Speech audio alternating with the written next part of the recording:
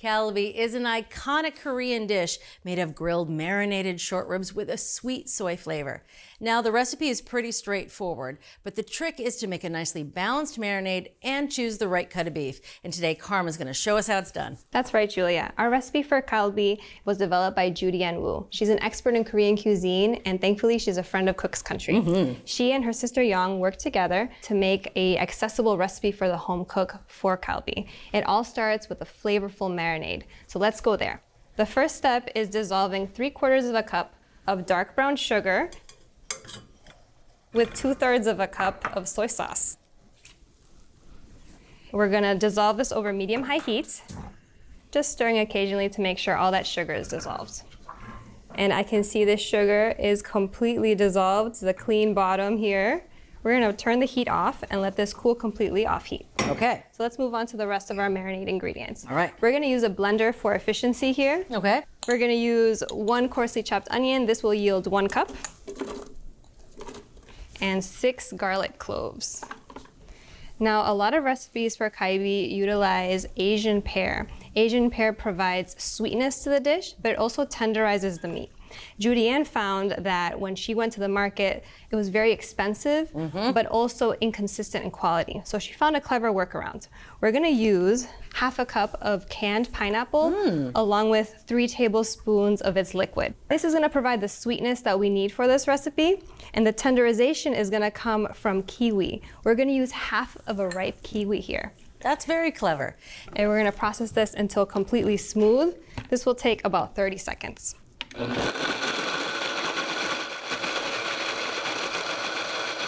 It's been about 30 seconds and this mixture is ready to go into our baking dish.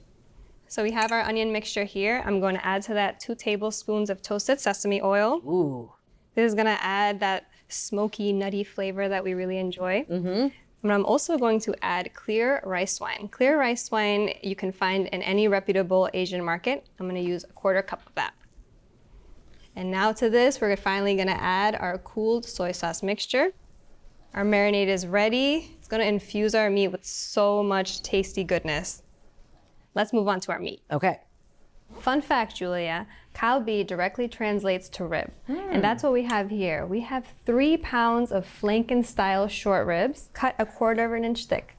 So when Korean immigrants first started making this dish in California, they shopped locally at Mexican immigrant butcher shops, which makes me really reflect upon my own history as a child of immigrants. We always look for what's available to recreate those flavors of home in our new home. And if you see here, it's definitely cut across the bone. There's some bone shards on this. We have to rinse them off. So let's head over to the sink. I'm so glad I'm doing this, Julia. There's so many little bones on the surface of this meat.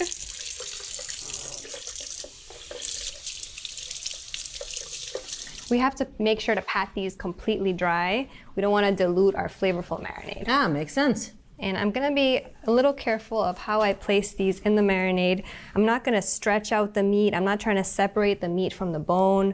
So I'm gonna use my hands rather than tongs.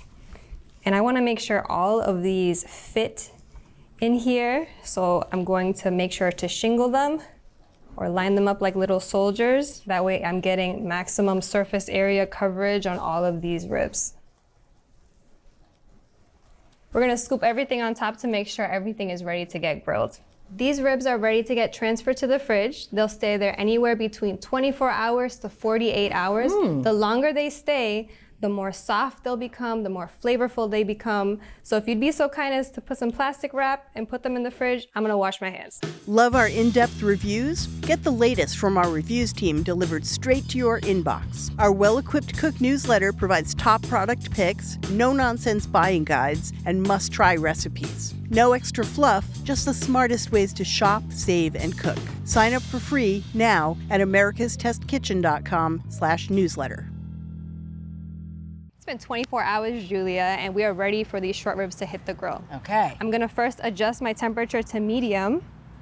So this grill's been heating up with all the burners on high. You definitely want to get the grill hot first. Absolutely, that's very important. And now we have to clean and oil our cooking grate. And it's so much easier to clean a grill when you're about to cook and it's nice and hot because all that baked on gunk comes right off.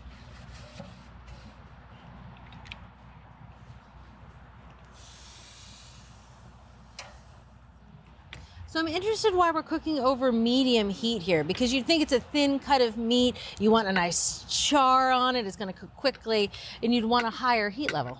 That's right. You would think that, but we do need to render our fat.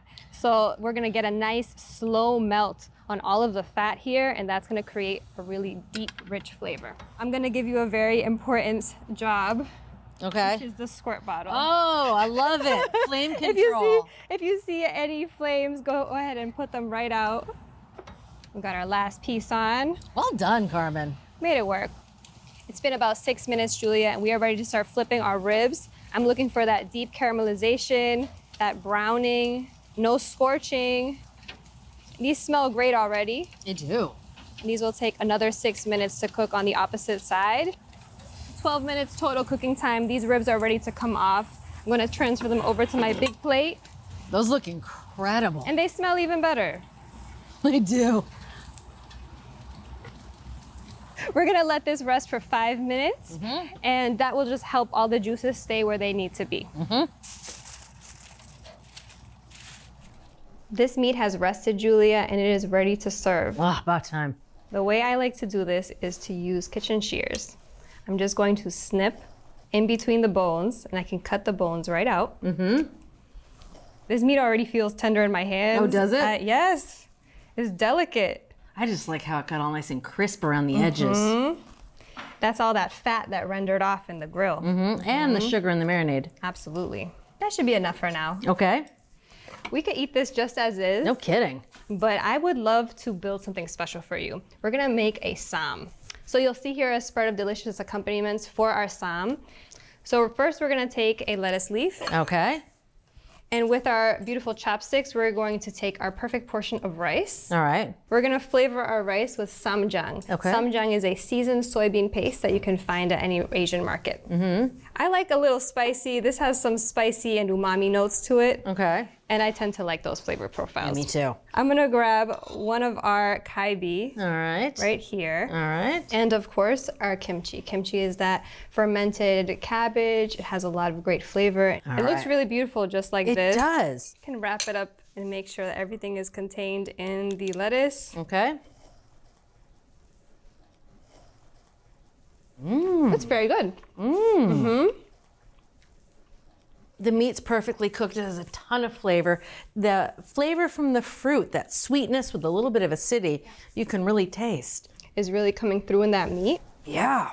And I feel like just a lot of balance of flavor here. I might make a couple more. Yeah.